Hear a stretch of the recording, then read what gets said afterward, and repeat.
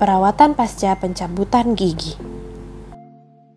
Pencabutan gigi adalah suatu prosedur pembedahan dan pengangkatan atau pencabutan gigi yang dilakukan dengan alat-alat bantu seperti tang, bein, atau alat-alat lainnya.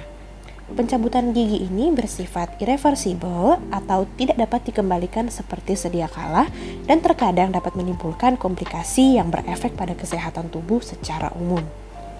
Ini adalah tanda-tanda atau indikasi diperlukannya pencabutan gigi. Yang pertama, adanya gigi berlebihan atau berjejal. Biasanya untuk kasus yang seperti di sebelah kiri, itu adalah keadaan di mana giginya tumbuh secara berlebihan atau sudah keluar dari linggir, maka akan disarankan oleh dokter gigi untuk dicabut saja agar tidak mengganggu. Sedangkan untuk keadaan di kanan, biasanya itu terjadi pada anak-anak yang sudah tumbuh gigi baru sebelum gigi yang lama tercabut. Maka akan disarankan oleh dokter gigi untuk mencabut gigi yang lama agar pertumbuhan gigi baru tidak terhambat. Untuk indikasi yang kedua adalah penyakit gusi dan jaringannya parah. Biasanya untuk keadaan seperti ini adalah keadaan di mana kondisi kesehatan mulutnya sudah tidak baik, sudah banyak karang gigi tertumpuk, kemudian gusi sudah sering sekali berdarah dan gigi sudah mulai goyang. Maka untuk gigi-gigi goyang yang sudah tidak bisa dipertahankan lagi akan disarankan untuk dicabut saja agar bisa dilakukan perawatan lebih dalam untuk memperbaiki keadaan rongga mulutnya. Untuk indikasi yang berikutnya adalah gigi yang patah. Biasanya gigi yang patah seperti ini disebabkan oleh trauma atau benturan.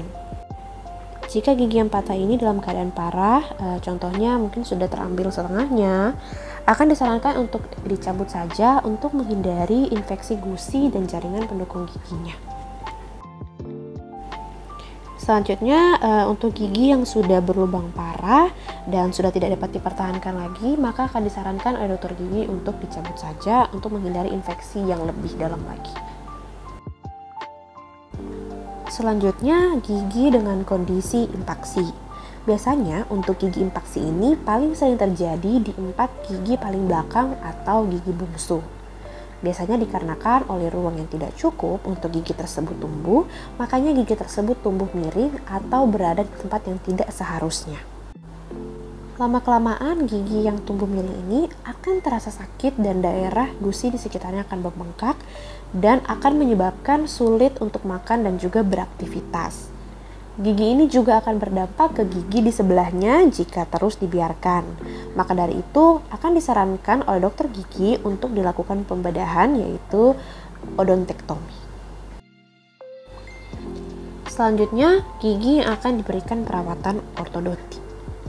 Jadi untuk pasien yang akan melakukan pemasangan alat ortodonsi atau yang biasanya disebut dengan behel, apabila dalam proses perawatan ini didapati ada kekurangan ruang untuk gigi dapat bergerak, maka dokter gigi akan menyarankan untuk melakukan pencabutan agar didapatkan cukup ruang untuk menggerakkan gigi dan perawatan dapat berjalan lancar.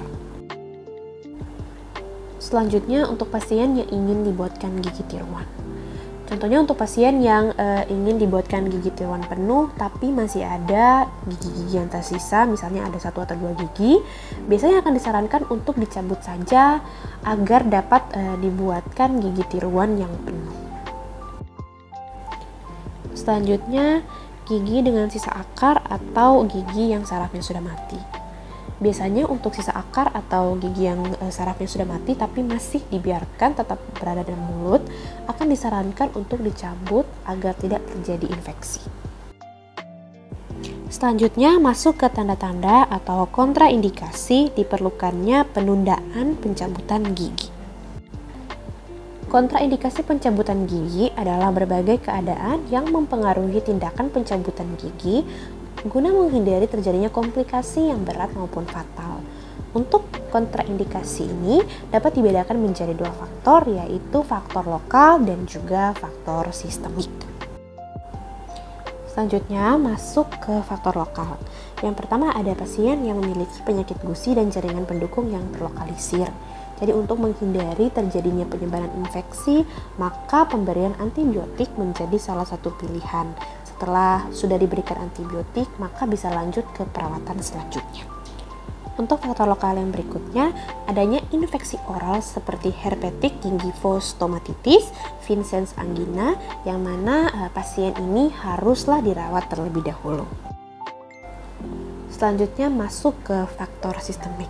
Untuk faktor sistemik yang pertama adalah pasien dengan penyakit darah tinggi, penyakit jantung, anemia, dan hemofilia membutuhkan perawatan medis yang tepat sebelum dapat dilakukan pencabutan gigi. Selanjutnya, pasien dengan penyakit diabetes, nefritis, dan hepatitis dapat menyulitkan pencabutan karena dapat menghasilkan infeksi jaringan, penyembuhan tidak sempurna, dan penyakitnya dapat semakin memburuk. Jadi, pasien dengan keadaan seperti ini butuh penanganan terlebih dahulu untuk penyakitnya, baru bisa dilakukan pencabutan gigi. Untuk faktor sistemik selanjutnya adalah pasien yang sedang hamil. Untuk pasien yang sedang hamil perlu berkonsultasi ke dokter spesialis kandungan terlebih dahulu. Jika diizinkan, maka dapat dilakukan pencabutan gigi. Untuk faktor sistemik yang selanjutnya adalah pasien yang sedang minum obat pengencer darah. Biasanya pasien yang sedang minum obat pengencer darah perlu berkonsultasi ke dokter yang meresepkan obat pengencer darah ini. Biasanya akan diminta untuk tidak minum obat ini beberapa hari sebelum pencabutan gigi. Ada beberapa komplikasi yang dapat terjadi pada saat pencabutan, yaitu intraoperatif atau pada saat dilakukan pencabutan, pasca bedah, dan komplikasi yang terjadi beberapa saat setelah dilakukan operasi. Komplikasi pendarahan dapat dicegah dengan melakukan anamnesis dengan cermat untuk mengetahui riwayat pendarahan pasien. Apabila pasien memiliki kelainan darah, maka dirujuk ke bagian hematologi untuk dilakukan pemeriksaan lebih lanjut. Pendarahan juga dapat dicegah dengan membatasi jumlah gigi yang akan dicabut dan menjahit luka bekas cabut gigi. Untuk mencegah terjadinya pembengkakan dapat dilakukan dengan mengurangi trauma instrumen, melakukan pembukaan gusi saat pengeluaran gigi, tidak menjahit luka terlalu kencang, dan melakukan sterilisasi untuk menghilangkan mikroorganisme. Untuk mengurangi rasa sakit, sebaiknya operator tidak menggunakan tekanan berlebih pada saat melakukan pencabutan. Komplikasi dry socket dapat dicegah dengan memperhatikan penggunaan anestesi, melakukan irigasi, dan kuretase. Komplikasi fraktur atau gigi yang patah pada saat dilakukan pencabutan dapat dicegah dengan teknik penggunaan instrumen yang tepat, tidak memakai kekuatan berlebih, dan melakukan pemeriksaan radiografi. Pencegahan terhadap dislokasi mandibula atau kondisi ketika tulang rahang bawah bergeser atau terlepas dari sendi rahang dapat dilakukan dengan tidak membuka rahang bawah secara berlebihan dan operator melakukan fiksasi mandibula.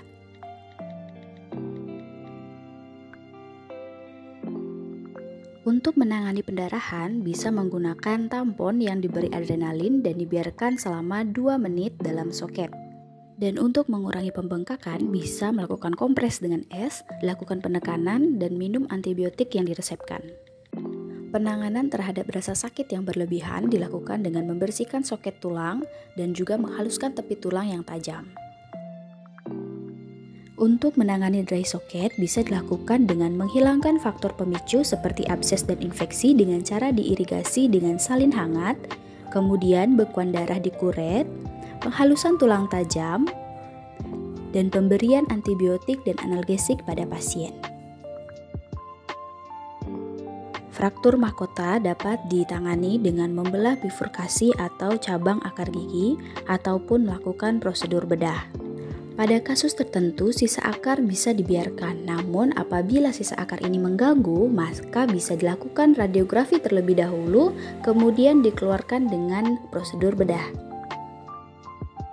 Dislokasi mandibula atau pergeseran rahang bawah dapat ditangani dengan operator atau dokter gigi berdiri di depan pasien dan menempatkan ibu jarinya ke dalam mulut. Kemudian ibu jari tersebut ditekan ke bawah, lalu didorong ke belakang. Pasien diingatkan agar tidak membuka mulut terlalu lebar atau menguap terlalu sering selama beberapa hari pasca operasi.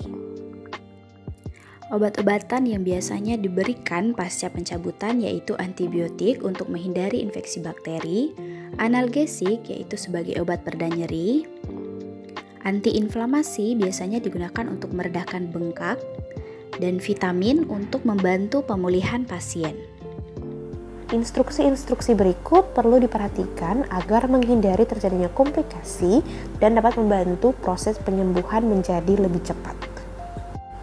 Yang pertama, menggigit kasa steril dan mengganti kasanya setiap 20 menit atau ketika kasanya sudah basah. Yang kedua, hindari mengunyah menggunakan sisi yang baru saja dilakukan pencabutan gigi. Untuk yang ketiga, hindari menghisap, berkumur, atau meludah terlalu sering karena akan memperlambat proses penyembuhan luka. Kemudian yang keempat, jangan mengkonsumsi makanan dan minuman panas karena akan memperlambat pembekuan darah. Kemudian, jangan meminum alkohol selama 24 jam setelah dilakukan pencabutan gigi.